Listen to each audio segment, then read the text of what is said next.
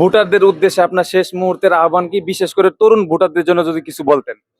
আমি লুৎফুল্লাহেল মাজেদ বাবু, আমি ধানের শীষের মনোনীত প্রার্থী হিসেবে বাংলাদেশ জাতীয়তাবাদী দল থেকে ঈশ্বরগঞ্জ ময়মনসিংহ থেকে আসলে নির্বাচন করছি। ভোটারদের উদ্দেশ্যে আপনার শেষ মুহূর্তের আহ্বান কি, বিশেষ করে তরুণ ভোটারদের জন্য যদি কিছু বলতেন? জি, আমি সবসময় তরুণ ভোটারদের সাথে কথা বলছি, তাদের ব্যাপার নিয়ে আসছি।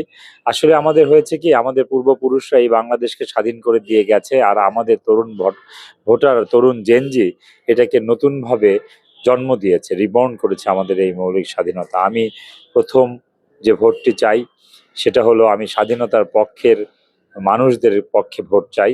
আপনার ভোটটি হোক দুর্নীতিমুক্ত, আগামীর শিক্ষিত মূল্যবোধ সম্পন্ন প্রজন্ম গড়ার ভোট।